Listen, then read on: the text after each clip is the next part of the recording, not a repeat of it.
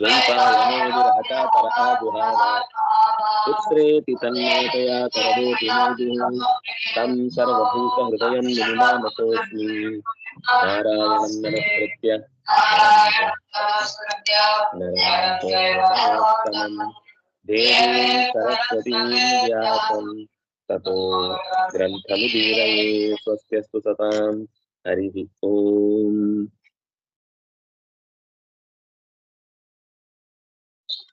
ಯಮಃ ಸ್ವದೂತಾನಾಂ ಪ್ರಶ್ನಾನಾಂ ಉತ್ತರಂ दातुम् आरेभे. तत्र तेषां प्रश्नः आसीत्, बहवः शास्त्रारः भवन्ति चेत् केन नियम्यते इयं जगत्? एकः एकरीत्या कथयति, अन्यः अन्यरीत्या कथयति, तदन्यः तदन्यरीत्या कथयति. लोके नियन्ता कः इति प्रश्नः जायते. भवान् वा दण्डधरः, भवदन्यः कश्चित् वर्तते वा इति तेषां प्रश्नः आसीत्. तदुत्तरम् अदात्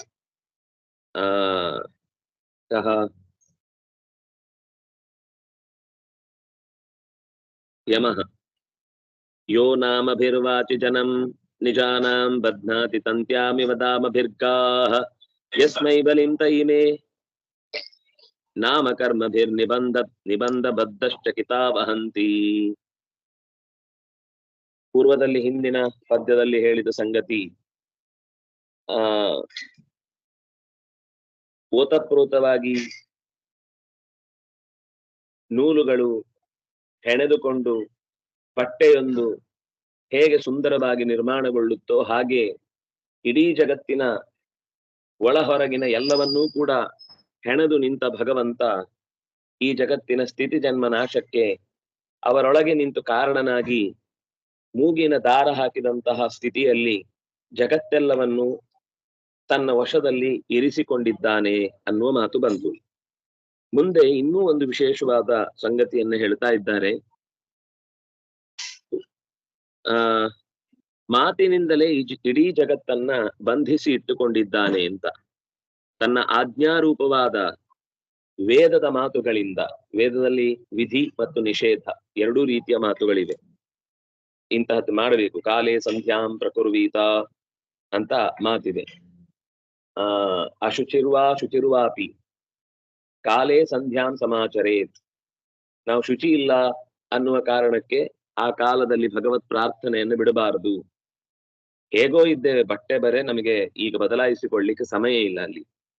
ಅಂಥ ಸಂದರ್ಭದಲ್ಲೂ ಕೂಡ ಆ ಕಾಲಕ್ಕೆ ಸರಿಯಾಗಿ ಮಾಡಬೇಕಾದ ನಿತ್ಯ ಕರ್ತವ್ಯವನ್ನ ಬಿಡಬಾರದು ಅನ್ನುವ ಅತ್ಯಂತ ಸೂಕ್ತವಾದ ಆದೇಶಗಳನ್ನ ವೇದಗಳು ನಮಗೆ ಕೆಲವು ಕಡೆ ವಿಧಿಯನ್ನ, ಕೆಲವು ಕಡೆ ನಿಷೇಧವನ್ನ ಹೇಳುತ್ತೆ. ಅಂತಹ ವಿಧಿ ನಿಷೇಧಗಳನ್ನ ಕರ್ತವ್ಯ ಅಕರ್ತವ್ಯ ನಿಯಮ ಮಾಡುವುದಕ್ಕೋಸ್ಕರ ಹೇಳುವಂಥದ್ದಲ್ಲಿ ಅದು ಒಬ್ಬೊಬ್ಬರಿಗೆ ಒಂದೊಂದು ತರ. ಒಬ್ಬೊಬ್ಬರ ವರ್ಣಕ್ಕೆ ಒಂದೊಂದು ರೀತಿ, ಒಬ್ಬೊಬ್ಬರ ಆಶ್ರಮಕ್ಕೆ ಒಂದೊಂದು ರೀತಿ, ಕಾಲಕ್ಕೆ ಒಂದು ರೀತಿ, ಆಪತ್ತಿಗೆ ಒಂದು ರೀತಿ, ಸಮಸ್ಯೆ ಇದ್ದಾಗ ಒಂದು ರೀತಿ, ಹೀಗೆ ಹಲವು ರೀತಿಯ ವಿಧಿ ನಿಷೇಧಗಳ ಮಾತುಗಳು ವೇದಗಳಲ್ಲಿ ಬರುತ್ತೆ. ಈ ಮಾತಿನಿಂದ ಇಡೀ ಜಗತ್ತಿನ ವರ್ಣಾಶ್ರಮವನ್ನ ತನ್ನ ನಿಯಂತ್ರಣದಲ್ಲಿ ಇಟ್ಟುಕೊಂಡಿದ್ದಾನೆ. ಕೆಲವರು ತಪ್ಪಿಸಿಕೊಳ್ಳಿ ಓಡಾಡ್ತಾ ಇರ್ತಾರೆ, ಹೋಗಿ ಗರ್ತೇವ ಪ್ರಮೀಯತೆ, ಹೋಗಿ ಹೊಂಡಕ್ಕೆ ಬಿಡ್ತಾರೆ. ಅದು ಅವನು ಹೇಳ್ತಾನೆ, ಆ ಕುರಿ ಮಂದೆ ನಾಚೆ ಹೋಗ್ಬೇಡಿ ಬನ್ನಿ ಈ ಕಡೆ ಅಂತ. ಯಾವುದೋ ಒಂದು ಏನು ಆಸೆಗೆ ಅಂತ ಕಣಿವೆಯ ಬದಿಗೆ ಸಾಗಿದ್ರೆ ಕೆಳಕ್ಕೆ ಬಿದ್ದು ಪ್ರಾಣ ಬಿಡುವಂತಹ ಸ್ಥಿತಿ ಇರುತ್ತೆ. ಅಂದಾಗಿ ವೇದಗಳು ವಿಧಿ ನಿಷೇಧಗಳನ್ನ ಮಾಡುವ ಮೂಲಕ ಜನರು ತಮ್ಮ ಕರ್ತವ್ಯದ ಚೌಕಟ್ಟಿನಲ್ಲಿದ್ದಾಗ ಸುಖವಾಗಿರ್ಲಿಕ್ಕೆ ಸಾಧ್ಯ. ಅದರಿಂದ ಆಚೆಗೆ ಹೋದ್ರೆ ಅವರಿಗೆ ಅನಾರೋಗ್ಯಕ್ಕೆ ಕಾರಣವಾಗುತ್ತೆ, ಅಥವಾ ಅಧಾರ್ಮಿಕತೆಯ ಬದುಕನ್ನ ನಡೆಸಿದ್ರಿಂದ ಸಮಾಜಕ್ಕೂ ಹಾನಿಯಾಗತ್ತೆ, ಅವರೂ ಕೂಡ ಅದರಿಂದ ಪಡೆಯಬಹುದಾದ ಸುಲಭತರವಾದ ಪುಣ್ಯವನ್ನ ಕಳ್ಕೊಳ್ತಾರೆ ಅನ್ನುವ ಈ ಮಾತುಗಳನ್ನ ನಮಗೆ ವಿಧಿ ನಿಷೇಧಗಳ ಮಾತಿನಲ್ಲಿ ಹೇಳಲಿಕ್ಕೆ ಬರುತ್ತೆ. ನಾರಾಯಣ ಹೇಗೆ ಗೋಪಾಲಕ ಗೋವುಗಳನ್ನ ಸಣ್ಣ ಹಗ್ಗ, ಅದಕ್ಕೇನು ನಮಗೀಗ ಗದ್ದೆಯಲ್ಲೆಲ್ಲ ನಮ್ಗೆ ಆ ಕಡೆಯ ಗದ್ದೆಗೆ ಹೋದ್ರೆ ಅವ್ರು ಹೊಡಿತಾರೆ ಅಥವಾ ಅಲ್ಲಿಯ ಬೆಳೆ ತಿನ್ನತ್ತೆ ಅನ್ನೋ ಭಯಕ್ಕೆ ನಾವು ಅದಕ್ಕೆ ಉದ್ದನೆಯ ಹಗ್ಗ ಹಾಕ್ತೇವೆ. ಆದ್ರೆ ಬಿಡುವಾಗ ಹಳ್ಳಿಯಲ್ಲಿ ಒಂದ್ ಸಣ್ಣ ಹಗ್ಗ ಅಷ್ಟೇ, ಅದು ನಮಗೆ ಹತ್ರ ಹೋದಾಗ ಹಿಡಿಲಿಕ್ಕೆ ಆಗ್ಬೇಕು ಅಂತ ಅಷ್ಟೇ, ಉಳಿದಂತೆ ಇನ್ನೇನು ಇಲ್ಲ. ಆದ್ರೆ ಆ ಸಣ್ಣ ಹಗ್ಗವೇ ಅದ್ರ ಹತ್ರ ಹೋಗಿ ಸುಮ್ಮನೆ ಆ ಹಗ್ಗವನ್ನು ಹಿಡಿದ ಹಾಗೆ ಮಾಡಿ ಹೀಗೆ ಹೇಳಿದ್ರೆ ಅದು ನಮ್ ಜೊತೆಗೆ ಬರುತ್ತೆ. ಹಾಗೆ ಅವನಿಗೆ ಅದು ಅನಾಯಾಸವಾಗಿ ಆ ಹಗ್ಗದಿಂದ ಇಡೀ ಕೃಷ್ಣ ಅಂತ ಕರೆದ್ರೆ ಆ ಕೃಷ್ಣನ ಹೆಸರು ತಿರುಗ್ತಾನೆ. ನಾವು ಹಗ್ಗ ಹಾಕಿ ತಿರುಗಿಸ್ಲಿಲ್ಲ ಅವನನ್ನ, ನಾಮವೇ ಹಗ್ಗ, ಹೆಸರೇ ಹಗ್ಗ. ಕೆಲವರಿಗೆ ತುಂಬಾ ಬೇರೆ ಬೇರೆ ತರ ಹಗ್ಗ ಇರುತ್ತೆ, ಅವರವರ ವೀಕ್ನೆಸ್ಗಳೇ ಹಗ್ಗ, ಅವರಿಗೆ ಉರುಳು ಬೀಳುತ್ತಷ್ಟೇ. ಆ ರೀತಿ ಸಣ್ಣ ಹಗ್ಗಗಳಿಂದ ದಾಮದಿಂದ ಕಟ್ಟಿ ಹಾಕಿಕೊಂಡವ, ಅಂದ್ರೆ ಜಗತ್ತನ್ನು ಕಟ್ಟಿ ಹಾಕಿದ್ದ. ಅವನು ಹೊಟ್ಟೆಗೆ ಅವನು ಯಾಕೆ ಕಟ್ಟಿ ಹಾಕೊಳ್ತಾನೆ? ಜಗತ್ತನ್ನು ಕಟ್ಟಿ ಹಾಕ್ಲಿಕ್ಕೆ ಅವನು ಹೊಟ್ಟೆಯ ಸುತ್ತ ಅದನ್ನು ಕಟ್ಟಿ ಇಟ್ಟದ್ದಷ್ಟೇ. ಆದ್ರೆ ಅದರಿಂದ ಅವನು ಕಟ್ಟು ಬೀಳಲಿಲ್ಲ, ಉಳಿದ ಜಗತ್ತು ಕಟ್ಟು ಬಿತ್ತು. ದಾಮನಾಮ ಅಂತ ಅನ್ನೋದು ಉಪನಿಷತ್ತಿನಲ್ಲಿ ಭಗವಂತನ ಉಪಾಸನೆಯನ್ನು ಮಾಡುವಾಗ ಮಾತುಗಳ ಮೂಲಕ ಇಡೀ ಜಗತ್ತನ್ನ ತನ್ನ ವಶದಲ್ಲಿ ಇಟ್ಟುಕೊಂಡಿದ್ದಾನೆ ಅನ್ನುವಲ್ಲಿ ಆ ಮಾತು ಬರುತ್ತೆ. ಕಟ್ಟಿ ಹಾಕುವ ಹಾಗೆ ಈ ವರ್ಣಾಶ್ರಮದ ನಾಮ, ವರ್ಣದ ನಾಮ, ಆಶ್ರಮದ ನಾಮ, ಅದರಲ್ಲಿ ಸಮಾಜದಲ್ಲಿ ಯಶಸ್ಸು, ಸಂಪತ್ತು ಎಲ್ಲವೂ ಒಂದೊಂದ್ಸರಿ ತಾಮವೇ, ಎಲ್ಲವೂ ಹಗ್ಗವೇ. ಈ ಎಲ್ಲಾ ತರದ ಹಗ್ಗಗಳಿಂದ ಬದ್ಧರಾಗಿ ಭಗವಂತನ ಸೇವೆಗೋಸ್ಕರ ಮೀಸಲಾಗಿದ್ದು ತಾವು ಉನ್ನತಿಯನ್ನ ಹೊಂದುತ್ತಾರೆ. ಕಟ್ಟಿ ಹಾಕಿದ್ರಿಂದ ಅವರ ಬೆಳವಣಿಗೆಗೆ ಯಾವತ್ತು ಹಾನಿ ಆಗ್ಬೇಕು ಅಂತಲ್ಲ ದೇವರ ಯೋಚನೆ, ಅದು ಹಾನಿ ಆಗುವುದೂ ಇಲ್ಲ. ಆ ಕಟ್ಟು ಹಾಕಿದ್ರ ಉದ್ದೇಶ ಏನಾದ್ರೂ ಅಪಾಯ ಆದ್ರೆ ಅದನ್ನ ಎಳ್ಕೊಂಡ್ ಬರ್ಲಿಕ್ಕೆ, ಬಿಡಿಸ್ಕೊಂಡ್ ಬರ್ಲಿಕ್ಕೆ, ಅಥವಾ ಅದಕ್ಕೊಂಚೂರು ಗೊತ್ತಿರ್ಲಿ ಯಜಮಾನ ನನ್ನನ್ನ ನಿರೀಕ್ಷಿಸ್ತಾ ಇರ್ತಾನೆ, ನೋಡ್ತಾ ಇರ್ತಾನೆ, ವಾಪಸ್ ಬರ್ಬೇಕು ಅನ್ನುವ ಅದಕ್ಕೊಂದು ಸ್ವಪ್ರಜ್ಞೆ ಬರಲಿ ಅನ್ನೋ ದೃಷ್ಟಿಯಿಂದ. ಹಾಗೆ ಮನುಷ್ಯನಿಗೂ ಕೂಡ ನೀತಿ ನಿಯಮಗಳು ಅಂತ ಇರುವಂತಹದ್ದು, ಮನುಷ್ಯನಾಗಿ ನಾವು ನಮ್ಮ ನೀತಿ ನಿಯಮಗಳಿಗಿಂತ ಆಚೆ ಹೋಗಿ ರಾಕ್ಷಸರಾಗಬಾರದು ಅನ್ನೋ ಎಚ್ಚರಿಕೆಗೋಸ್ಕರ. ಅಂದ್ರೆ ತಂತ್ಯಾಮಿವ ದಾಮಭಿಹಿ ಗಾಹ ಯಥಾ ಬಧ್ನಾತಿ ತಥಾ ನಾಮಭಿಹಿ ಜನಂ ಬಧ್ನಾತಿ, ಲೋಕವನ್ನ ಬಂಧಿಸುತ್ತಾನೆ. ವಾಚಿ ಬಧ್ನಾತಿ ನಾಮಕರ್ಮಭಿಹಿ ನಿಬಂಧ ಬದ್ಧಾಹ ಚಕಿತಾಹ ವಹಂತಿ. ನಿಬಂಧ ಅಂದ್ರೆ ಬಂಧನ, ಬಂಧನದಿಂದ ಹಗ್ಗದಿಂದ ಕಟ್ಟಲ್ಪಟ್ಟಂತಹ ಲೋಕದ ಜನ ಭಗವಂತನಿಗೆ ಬಲಿಂ ವಹಂತಿ. ಬಲಿ ಅಂದ್ರೆ ಪೂಜೆ.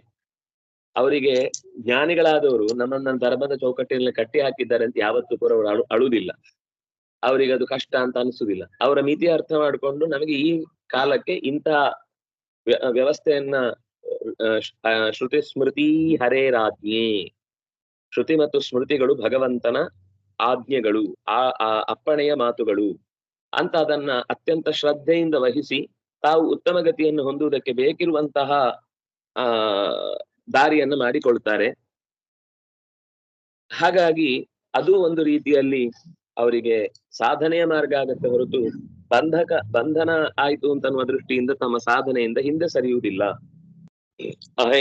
ಅಹಂ ಮಹೇಂದ್ರೋ ನಿರುತಿ ಪ್ರಚೇತಾ ಸೋಮೋಗ್ನಿರೀಶ ಪವನೋರ್ಕೋವಿರಿಂಚ ಆದಿತ್ಯ ವಿಶ್ವೇ ವಸವೋಥ ಸಾಧ್ಯಾ ಮರುದ್ಗಣಾ ರುದ್ರಗಣಾ ಸಸಿದ್ಧಾ ಅನ್ಯೇ ಚ ಯೇ ವಿಶ್ವಸೃಜೋ ಮರೇಶಾಃ ಭೃಗ್ವಾದಯೋ ಅಸ್ಪೃಷ್ಟಜಸ್ತಮಸ್ಕಾಃ ಯಸ್ಯೇ ಹಿತಂ ನ ವಿದುಃ ಸ್ಪೃಷ್ಟಮಾಯಾ ತತ್ವಪ್ರಧಾನ ಅಪಿ ತತೋನ್ಯೇ. ತುಂಬಾ ಚಂದದ ಮಾತು. ಅಹಂ, ಇದು ಯಾರು ಹೇಳ್ತಾ ಇರೋದು? ಯಮ. ಅದ್ನಾಗಿ ಅಹಂ ಯಮ, ಮಹೇಂದ್ರ ಅಂದ್ರೆ ಇಂದ್ರ, ನಿರುತಿ ನೈಋತ್ಯದ ಅಭಿಮಾನಿ ದೇವತೆ, ಒಬ್ಬ ರಾಕ್ಷಸ. ಆದ್ರೂ ಅವನು ದೇವತಾ ಸ್ವಭಾವದವನಾದ್ರಿಂದಾಗಿ ಅವನು ದಿಕ್ಕಿನ ದೇವತೆಯಾಗಿ ರಾಕ್ಷಸರನ್ನ ಪ್ರತಿನಿಧಿಸ್ತಾನೆ, ಆದ್ರೆ ಅವನು ಉಪಕಾರವನ್ನೇ ಮಾಡ್ತಾನೆ. ಪ್ರಚೇತಾಹ ವರುಣ, ಸೋಮಃ ಗೊತ್ತು, ಅಗ್ನಿ ಗೊತ್ತು, ಈಶಃ ಈಶಾನ ರುದ್ರದೇವ, ಪವನ ಅಂದ್ರೆ ಪ್ರಾಣ, ಅರ್ಕಃ ಸೂರ್ಯ, ವಿರಿಂಚಃ ಚತುರ್ಮುಖ, ಆದಿತ್ಯ ಸೂರ್ಯ. ಇಲ್ಲಿ ಆದಿತ್ಯ ಅಂದ್ರೆ ಸೂರ್ಯ ಅಲ್ಲ, ಆದಿತ್ಯ ಮಕ್ಕಳೆಲ್ಲರೂ.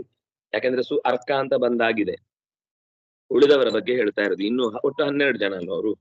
ಅರ್ಕ ಪ್ರಧಾನ ಯಾಕೆ ಅಂದ್ರೆ ಅವನು ಅವರಲ್ಲಿ ಅಷ್ಟರಲ್ಲೂ ಮನುಷ್ಯನಿಗೆ ಅತ್ಯಂತ ಹತ್ತಿರದಲ್ಲಿ ಉಪಕಾರಕವಾಗಿ ನಿಂತವನಾದ್ರಿಂದ ಅವನನ್ನು ಪ್ರತ್ಯೇಕ ಹೇಳಿದ್ದು. ಇನ್ನು ಉಳಿದ ಆದಿತ್ಯ ವಿಶ್ವೇ ದೇವತೆಗಳು ಒಂದಿಷ್ಟು ಜನ, ವಸವಃ ವಸುಗಳು ಒಂದಿಷ್ಟು ಜನ, ಎಲ್ಲ ಗಣಗಳನ್ನು ಹೇಳ್ತಾ ಇದ್ದಾರೆ ನೋಡಿ. ಆದಿತ್ಯ ಗಣ, ವಿಶ್ವೇ ದೇವತೆಗಳ ಗಣ, ವಸುಗಳ ಗಣ, ಸಾಧ್ಯರ ಗಣ, ಮರುದ್ಗಣ, ರುದ್ರಗಣ, ಮತ್ತೆ ಸಸಿದ್ಧಾಹ. ಇನ್ನು ಅನೇಕ ಸಿದ್ಧ ಚಾರಣರು, ಕಿನ್ನರರು, ಕಿಂಪುರುಷರು ಇತ್ಯಾದಿಗಳು ನೂರಾರು ತರದ ವಿದ್ಯಾಧರರೆಲ್ಲ ಇದ್ದಾರೆ. ಅವರು ಎಲ್ಲರೂ ಯಾರನ್ನು ಬಿಡಬೇಡಿ, ಸಸಿದ್ಧಾಹ ಅಂತ ಅನ್ನೋ ಶಬ್ದದಿಂದ ಹೇಳಿದ್ರು. ಸಿದ್ಧಿಯಿಂದ ಕೂಡಿದಂತಹ ಎಲ್ಲ ಮಂದಿಯೂ ಕೂಡ. ಅನ್ಯೇಚ, ಇನ್ನು ಇದು ಬಿಟ್ಟು ನಿನಗೆ ಏನಾದ್ರು ಉಳಿದಿದ್ರೆ ಅವರು ಕೂಡ ಏಚ ವಿಶ್ವಸೃಜ ಅಮರೇಶಾಹ, ಅಮರರಲ್ಲಿ ಹಿರಿಯರು, ದೇವತೆಗಳಲ್ಲಿ ದೊಡ್ಡ ಸ್ಥಾನದಲ್ಲಿರುವರು. ಇಷ್ಟು ಹೆಸರುಗಳನ್ನ ಬಿಟ್ಟು ಹೋದ ಮೇಲೆ ಇನ್ನು ಯಾರಾದ್ರೂ ಉಳಿದಿದ್ರು, ಬೃಹಸ್ಪತ್ಯಾಚಾರ್ಯರು, ಅವರು ಇವರು ಅಂತ ಸುಮಾರು ಜನ ಇದ್ದಾರೆ. ಅವರೆಲ್ಲರನ್ನು ಸೇರಿಸಿ ಎಷ್ಟೆಲ್ಲ ಜನ ಬಂದ್ರು ಕೂಡ ಅವರೆಲ್ಲರನ್ನೂ ಕೂಡ, ಅಷ್ಟೇ ಅಲ್ಲ ಭೃಗ್ವಾದಯ, ಭೃಗು ಅಂದ್ರೆ ಋಷಿ ಮೊದಲಾದವರು, ಭೃಗ್ವಾದಯ ಅಸ್ಪೃಷ್ಟ ರಜಃ, ಅವರು ಸಾಮಾನ್ಯರಲ್ಲ. ರಜಃ ಅಂದ್ರೆ ದೋಷ, ರಜಃ ಅಂದ್ರೆ ಕಾಮ, ರಜಃ ಅಂದ್ರೆ ದುರಿತ. ಅಸ್ಪೃಷ್ಟ ದೋಷದ ಸ್ಪರ್ಶವಿಲ್ಲದಂತಹ ಸಜ್ಜನರು. ಇನ್ನು ರಜಸ್ತಮಸ್ಕಾಹ, ಅದು ಎರಡು ಒಟ್ಟಿಗೆ ಶಬ್ದ. ಅದು ರಜಸ್ಸಿನ ಸ್ಪರ್ಶ ಇಲ್ಲ, ತಮಸ್ಸಿನ ಸ್ಪರ್ಶ ಇಲ್ಲ. ಅಸ್ಪೃಷ್ಟ ರಜಸ್ತಮಸ್ಕಾಹ, ರಜಸ್ಸಿನ ತಮಸ್ಸಿನ ಯಾವುದರ ಸ್ಪರ್ಶವೂ ಇಲ್ಲದ. ಯಸ್ಯ ಈಹಿತಂ ನ ವಿದುಹು, ಇಷ್ಟೂ ಜನ ಯಸ್ಯ ಇಡೀ ಜಗತ್ತಿನ ಸೃಷ್ಟಿಗೆ ಕಾರಣನಾದ, ಸ್ಥಿತಿಗೆ ಬಲವನ್ನ ಕೊಡುವಂತಹ ಭಗವಂತನ ಪೃಷ್ಠಮಾಯಾಹ ಈಹಿತಂ ನಿವಿದುಹು. ಈಹಿತ ಅಂದ್ರೆ ಬಯಕೆ ಅಥವಾ ಸಂಕಲ್ಪ ಅಥವಾ ಆಲೋಚನೆ ಏನು ಅಂತ ಯಾರಿಗೂ ಗೊತ್ತಾಗುದಿಲ್ಲ. ಹೇಗೆ ಅಂದ್ರೆ ಪೃಷ್ಠಮಾಯಾಹ, ಮಾಯೆಯಿಂದ ಪೃಷ್ಠರಾಗಿ, ಮಾಯೆಯಿಂದ ಮುಳುಗಿದವರಾಗಿ. ಯಾರು? ಸತ್ವಪ್ರಧಾನ ಅಪಿ. ರಾಕ್ಷಸರ ಬಗ್ಗೆ ಹೇಳಿದ್ದಲ್ಲ, ನಮ್ಮ ಬಗ್ಗೆ ಹೇಳಿದ್ದಲ್ಲ, ದೇವತೆಗಳ ಬಗ್ಗೆನೆ ಹೇಳ್ತಾ ಇರುದು. ಅವರೆಲ್ಲ ಸತ್ವಪ್ರಧಾನರು. ಸತ್ವಪ್ರಧಾನರು ಕೂಡ ಅವನನ್ನು ತಸ್ಯ ಈಹಿತಂನ ವಿದುಹು, ಅವನನ್ನ ಯಾವ ಹಂತದಲ್ಲೂ ಪೂರ್ಣವಾಗಿ ಅವರಿಗೆ ತಿಳಿಲಿಕ್ಕೆ ಸಾಧ್ಯ ಇಲ್ಲ. ಎಷ್ಟು ಜನರ ಹೆಸರು ಹೇಳಿದ್ರು, ಇವರಿಷ್ಟೂ ಜನ ನಾರಾಯಣನ ಮಹಿಮೆಯನ್ನ ಅರಿಯಲಾರರು, ಅವನ ವೈಶಿಷ್ಟ್ಯವನ್ನ ತಿಳಿಯಲಾರರು. ಅವರು ತಮಗಿಂತ ಅತ್ಯಂತ ಎತ್ತರದಲ್ಲಿದ್ದಾನೆ ಅಂತ ತಿಳಿದು ಮಾತ್ರ ಅಲ್ಲ, ತಿಳಿದುದರ ಜೊತೆಗೆ ಅವರಿಗೆ ಆ ಶ್ರದ್ಧೆಯೂ ಇದೆ. ತಮ್ಮಕ್ಕಿಂತ ಮಿಗಿಲಾದ ಸತ್ಯಕ್ಕೆ ತಾವು ತಲೆಬಾಗಬೇಕು ಅನ್ನುವ ವಿಷಯದಲ್ಲಿ ಅವರಿಗೆ ಅತ್ಯಂತ ಶ್ರದ್ಧೆ ಇದೆ. ಆ ಶ್ರದ್ಧೆಯಿಂದ ಕೂಡಿದವರಾದ್ರಿಂದ ಅವರಿಗೆ ಬೇಗ ಗೊತ್ತಾಗ್ಬೇಕು ಅಂತ ಬಯಕೆ.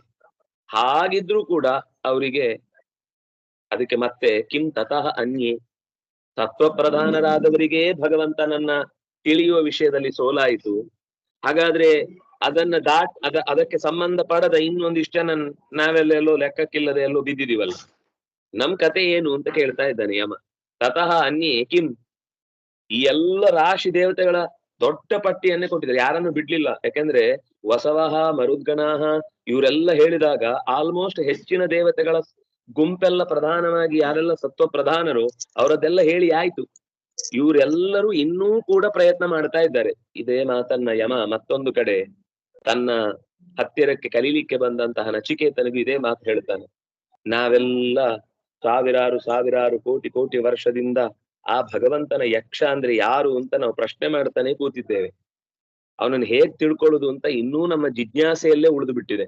ಅಥಾತೋ ಧರ್ಮ ಜಿಜ್ಞಾಸ ಅಂತ ಎಷ್ಟು ಸರ್ತಿ ಎಷ್ಟು ಮಂಗಳ ಮಾಡಿದ್ರು, ಎಷ್ಟು ಪಾಠ ಕೇಳಿದ್ರು ಆ ಜಿಜ್ಞಾಸೆಯ ಪಾಠ ಮುಗಿಲೇ ಇಲ್ಲ. ನಮಗೆ ಮತ್ತೆ ನಮ್ಗೆ ಬೇರೆ ಬಿಡಿ, ನಮ್ಗೆ ನಿನ್ನೆ ಹೇಳಿದ್ ಇವತ್ತು ಮರ್ತೋಗಿದ್ರಿಂದಾಗಿ ಅದೇ ಪಾಠ. ದೇವತೆಗಳಿಗೆ ಹಾಗಲ್ಲ, ಅವರಿಗೆ ನಿನ್ನೆದೆಲ್ಲ ನೆನ್ಪಿದ್ದು ಇವತ್ತು ಮತ್ತೆ ಪ್ರಶ್ನೆ ಬಂದಾಗ ಇನ್ನೂ ಭಗವಂತನ ಹೊಸ ಗುಣಗಳ ಬಗ್ಗೆ ತಿಳುವಳಿಕೆ ಮಾಡ್ಲಿಕ್ಕಲ್ಲಿ ಅವಕಾಶ ಇದ್ದೇ ಇದೆ. ನಚಿಕೇತನಿಗೆ ಹೇಳ್ತಾನೆ, ನಾವೇ ಇನ್ನು ಡಿಸ್ಕಸ್ ಮಾಡಿ ಇದರ ಸರಿಯಾದ ನಿರ್ಧಾರವನ್ನು ಹೀಗೆ ಅಂತ ಒಂದು ಚೌಕಟ್ಟಿನೊಳಗೆ ತಂದು ಭಗವಂತನನ್ನು ಅರ್ಥೈಸಿಕೊಳ್ಳಿಕ್ಕೆ ಆಗ್ಲಿಲ್ಲ, ಇನ್ನು ನಿನಗೆ ಹೇಗಪ್ಪ ಹೇಳಿ ಅಂತಾನೆ. ಆಗ ನಚಿಕೇತ ಹೇಳ್ತಾನೆ, ನೀವು ಎಷ್ಟು ಡಿಸ್ಕಸ್ ಮಾಡಿದಾಗ ಎಷ್ಟು ಹೊಳಿತೋ, ಎಷ್ಟರ್ಥ ಆಯ್ತೋ, ಎಷ್ಟನ್ನ ನೀವು ಅರಗಿಸ್ಕೊಂಡಿದ್ದೋರೋ ಅಷ್ಟು ಹೇಳಿ ಸಾಕು. ನನಗೆ ಅದಕ್ಕಿಂತ ಹೆಚ್ಚು ಆಸೆ ಇಲ್ಲ ನನಗೆ. ನೀವು ಏನನ್ನ ಯೋಚನೆ ಮಾಡಿ ಇಷ್ಟು ಗೊತ್ತಾಗ್ಬೇಕು ಅಂತ ಬಯಸಿದ್ದೀರೋ ಅಷ್ಟು ನನಗೆ ಗೊತ್ತಾದ್ರೆ ಸಾಕು. ಅದಕ್ಕಿಂತ ಹೆಚ್ಚಿನದನ್ನ ನಾನು ಏನು ಆಸೆ ಪಡಲ್ಲ. ನನ್ನ ಸಣ್ಣ ಬೋಗಣಿಯಲ್ಲಿ ಎಷ್ಟು ಹಿಡಿಯುತ್ತೋ ಅಷ್ಟು ನೀರು ಹಿಡ್ಕೊಂಡು ಹೋಗ್ತೇನೆ. ನಾನೇನ್ ಸಮುದ್ರ ತರ್ತೇನೆ ಅಂತ ಸಮುದ್ರನೇ ಅಡಿಯಿಂದ ಅದಕ್ಕೆ ದೊಡ್ಡ ಇಕ್ಕಳ ಹಾಕಿ ಇಡೀ ಸಮುದ್ರವನ್ನೇ ಬೆನ್ನಗೆ ಹಾಕೊಂಡು ಹೋಗ್ತೇನೆ ಅಂತ ನಾನು ಸಂಕಲ್ಪ ಮಾಡಿ ಏನ್ ಬಂದಿಲ್ಲ. ಅದ್ನಾಗ ಅಷ್ಟನ್ನೇ ಹೇಳಿ ಅಂತ.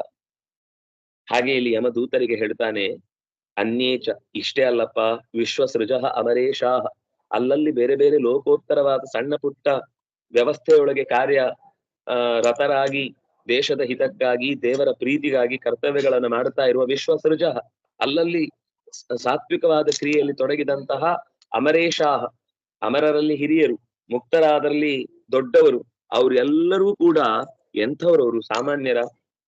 ಅಸ್ಪೃಷ್ಟ ರಜಸ್ ತಮಸ್ಕಾಹ. ಯಾಕೆಂದ್ರೆ ರಜಸ್ಸು ಮತ್ತು ತಮಸ್ಸು ಇದ್ದಾಗ ಅರಿವನ್ನ ಪಡೀಲಿಕ್ಕೆ ನಮ್ಮ ಹತ್ರ ಯಾವ ಸಾಮರ್ಥ್ಯವೂ ಸಾಕಾಗುದಿಲ್ಲ. ಎಷ್ಟು ತಿಳ್ಕೊಳ್ಬೇಕು ಅಂತ ಪ್ರಯತ್ನ ಮಾಡಿದ್ರು ಆ ಅರಿವಿನ ದಾರಿಗೆ ತಡೆಗೋಡೆಯಾಗಿ ರಜಸ್ಸು ಮತ್ತು ತಮಸ್ಸು ಅಡ್ಡ ನಿಂತು ಬಿಟ್ಟು ಟೆನ್ಷನ್ ಮಾಡಿಬಿಡುತ್ತೆ. ಒಂದು ಔದಾಸೀನ್ಯ ಮಾಡಿಬಿಡುತ್ತೆ, ಒಂದು ಎವರ್ಷನ್ ಬರುವ ಹಾಗೆ ಮಾಡುತ್ತೆ. ಅಂದ್ರೆ ಈ ಸ್ಥಿತಿಯಲ್ಲಿ ಇಲ್ಲದ ಭೃಗ್ವಾದಯ, ಭೃಗು ಮೊದಲಾದ ಋಷಿಗಳು ಸಾಮಾನ್ಯರಲ್ಲ, ಗೋತ್ರ ಪ್ರವರ್ತಕರವರು. ಗೋತ್ರ ಪ್ರವರ್ತಕರು ಅಂದ್ರೆ ಬರೀ ಸುಮ್ನೆ ಅವ್ರಿಗೆ ಮಕ್ಕಳಾಯ್ತು, ಅವ್ರಿಗೆ ಮಕ್ಕಳಾಯ್ತು ಅಂತಲ್ಲ. ಅವರ ಮಕ್ಕಳು ಅನ್ನುವ ಉದ್ದೇಶ, ಅವರು ಪ್ರಜ್ಞಾವಂತರಾದ ಶಿಷ್ಯ ಪರಂಪರೆಯನ್ನ ಲೋಕಕ್ಕೆ ಕೊಟ್ಟು ಇವತ್ತಿಗೂ ಅವರ ಹೆಸರನ್ನ ನಾವು ಗೋತ್ರದ ಹೆಸರಲ್ಲಿ ನೆನಪಿಸಿಕೊಳ್ಳುತ್ತೇವೆ ಅಂದ್ರೆ ಎಷ್ಟು ದೊಡ್ಡ ವ್ಯಕ್ತಿತ್ವ ಇರ್ಬೇಕು ಯೋಚನೆ ಮಾಡಿ. ಯಾವ ಹೆಸರು ಕೂಡ ಕಾರಣ ಇಲ್ಲದೆ ಈ ನೆಲದಲ್ಲಿ ನೆನಪುಳಿಯಲ್ಲ. ಅದು ನೆನಪುಳಿ ನೀವು ಯೋಚನೆ ಮಾಡಿ, 20 ವರ್ಷದ ಹಿಂದಿನ ಮಂದಿ ಆ ಊರಿನ ಜನರ ಹೆಸರೇ ಯಾರಿಗೂ ಗೊತ್ತಿರಲ್ಲ. ನಿಮ್ಮ ಊರಲ್ಲೇ ಎಷ್ಟು ಸರ್ಕಲ್ಗಳಿವೆ, ಎಷ್ಟು ಊರಿಗೆ ರಸ್ತೆಗೆ ಹೆಸರುಗಳಿವೆ, ಅವ್ರ ಎಲ್ಲರ ಹೆಸರು ನಿಮಗೆ ಒಂದು ಸರ್ತಿ ನೋಡಿ ಅವ್ರು ಯಾರು ಅಂತ ಕೇಳಿ, ಆ ಊರಿನ ಅಕ್ಕಪಕ್ಕದಲ್ಲಿ ಮರ್ತೇ ಹೋಗಿರುತ್ತೆ ನಮ್ಗೆ. ಯಾಕೆಂದ್ರೆ ನಮ್ಮ ಹೆಸರು ಯಾವುದು ಸ್ಥಿರ ಅಲ್ಲ. ಜ್ಞಾನಕ್ಕೋಸ್ಕರ ಬದುಕನ್ನು ಮೀಸಲಿಟ್ಟ, ಅಥವಾ ಇನ್ನು ಸ್ವಲ್ಪ ಹೆಚ್ಚು ಕಾಲ ಅಂತಂದ್ರೆ ನಾವು ಬದುಕಿದ್ದಕ್ಕಿಂತ ಹೆಚ್ಚು ಕಾಲ ಅವರು ಬದುಕ್ತಾರೆ. ಯಾಕೆಂದ್ರೆ ದೇಶದ ಹಿತದಿಂದ ತಮ್ಮ ಸಂಪತ್ತನ್ನ ಸದ್ವಿನಿಯೋಗ ಮಾಡಿರ್ತಾರೆ, ಅಥವಾ ತಮ್ಮ ತೋಳಿನ ಬಲದಿಂದ 4 ಜನರ ಕಣ್ಣೀರನ್ನು ಒರೆಸಿರ್ತಾರೆ. ಅಂಥವ್ರು ಬಹಳ ಕಾಲ ಸ್ವಲ್ಪ ಬಾಳ್ತಾರೆ.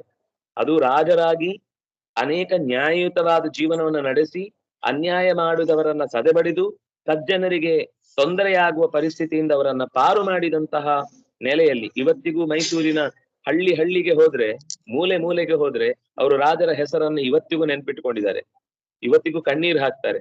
ನಮ್ಮ ಹಿರಿಯರಿಗೆಲ್ಲ ಬದುಕು ಕಲ್ಪಿಸಿದವರು ಅವರು ಅಂತ ನೆನ್ಪಿಟ್ಕೊಂಡಿದ್ದಾರೆ. ಈ ಕಡೆಗೆಲ್ಲ ನಮ್ಗೆ ಗೊತ್ತಿಲ್ಲ. ನಮ್ಗೆ ಟೆಕ್ಸ್ಟ್ ಬುಕ್ ಅಲ್ಲಿ ನಾಲ್ವಡಿ ಕೃಷ್ಣರಾಜ ಒಡೆಯರ್ ಅಂದ್ರೆ ಮುಗಿದೋಯ್ತು. ಅವ್ರು ಇದ್ರು ಅಷ್ಟೇ, ಇದ್ರು ಸತ್ರು, ಎಲ್ರು ನಮ್ಮ ಹಾಗೆ ನಿಮ್ಮ ಹಾಗೆ ಅಂತ ಅಷ್ಟೇ. ಅವರ ಬಗ್ಗೆ ಏನು ಅವರ ಇಡೀ ಜೀವನದ ಯಶೋಗಾಥೆ ಏನು ಅಂತ ಸ್ಪಷ್ಟವಾಗಿ ಬಿಡಿಸಿ ಹೇಳುವ ತಾಳ್ಮೆಯೂ ನಮಗಿಲ್ಲ. ನಮ್ಮ ಊರಿನವರೇ, ನಮ್ಮ ರಾಜ್ಯದವರೇ ಆಗಿದ್ರು ಕೂಡ ನಮ್ಗೆ ಅದು ಬೇಕಾಗಿಲ್ಲ. ಯಾವುದೋ ವಿದೇಶದಲ್ಲಿ ಎಲ್ಲೋ ಬಿದ್ದೋದ ಗೋಡೆಯನ್ನು ಕಟ್ಟಿದವನು ಪಾಠ ಹೇಳಿ ನಮಗೆ ದೊಡ್ಡ ಪರೀಕ್ಷೆಯಲ್ಲಿ ಪಾಸ್ ಮಾರ್ಕಿಗೆ ಅದೇ ಮುಖ್ಯ ಸಬ್ಜೆಕ್ಟ್, ಅದು ಕಲೀಲಿಲ್ಲ ಅಂದ್ರೆ ನಿಮ್ಮನ್ನು ಫೇಲ್ ಮಾಡ್ತಾರೆ ಅಂತ ಬೇರೆ ತಲೆ ಮೇಲೆ ಹುಳ ಬಿಟ್ಟು ಇದ್ದ ಒಳಗಿನ ಬುದ್ಧಿಯನ್ನು ಕೂಡ ಕಸ್ಕೊಂಡ್ ಬಿಡ್ತಾರೆ.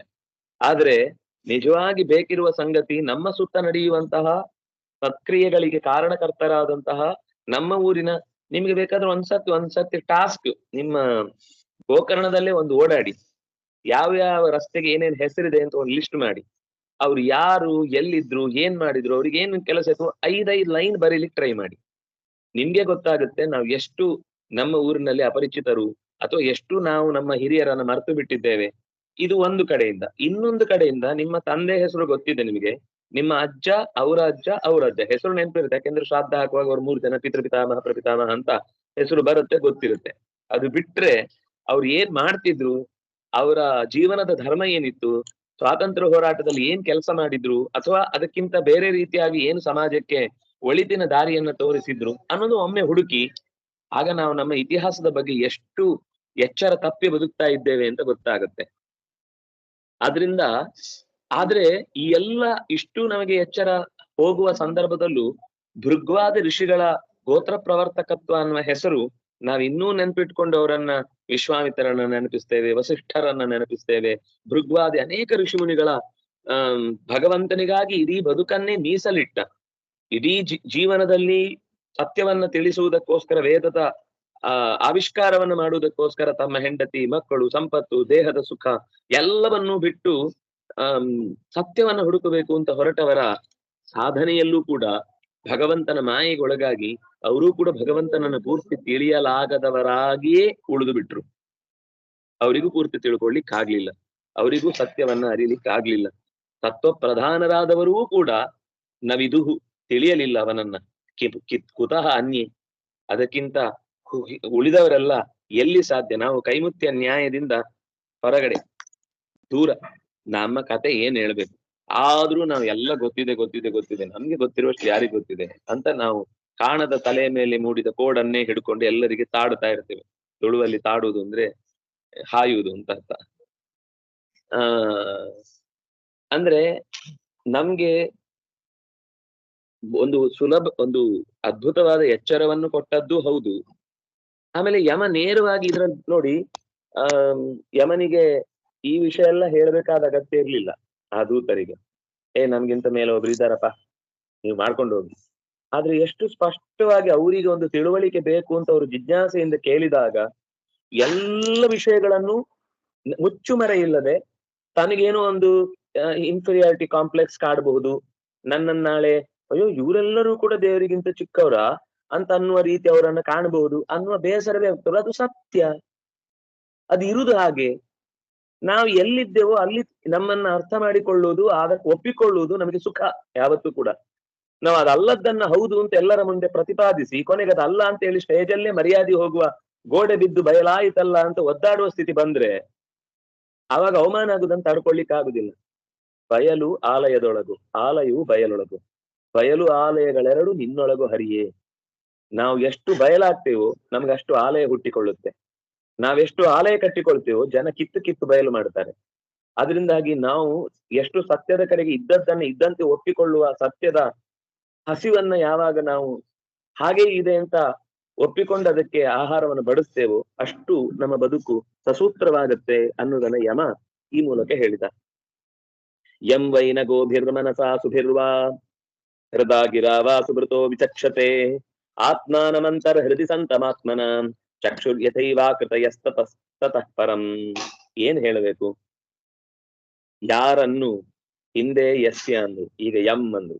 ಯಂ ವೈನ ಗೋಭಿಹಿ, ಯಾರನ್ನು, ಗೋಭಿಹಿ ಅಂದ್ರೆ ಮಾತುಗಳಿಂದ, ಗೋಬಿ ಮಚೂರಿ ಅಲ್ಲ.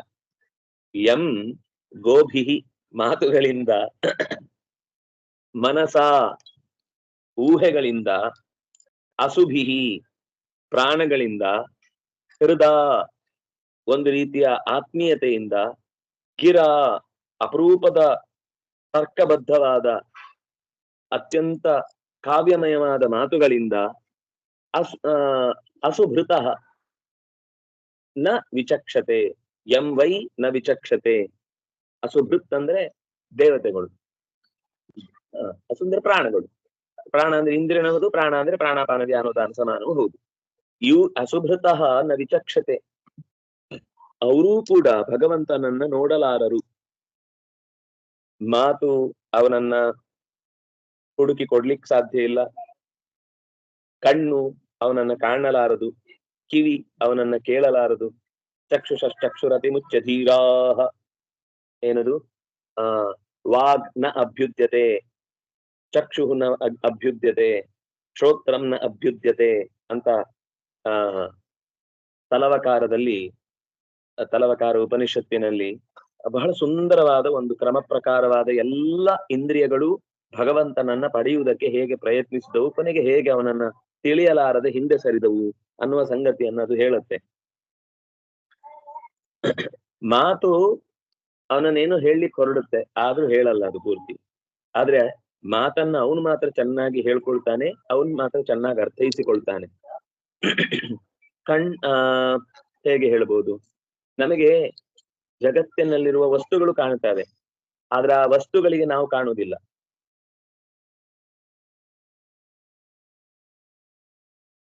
ಕಣ್ಣಿಗೆ ಪುಸ್ತಕ ಕಾಣುತ್ತೆ, ಪುಸ್ತಕಕ್ಕೆ ನಾವು ಕಾಣುವುದಿಲ್ಲ.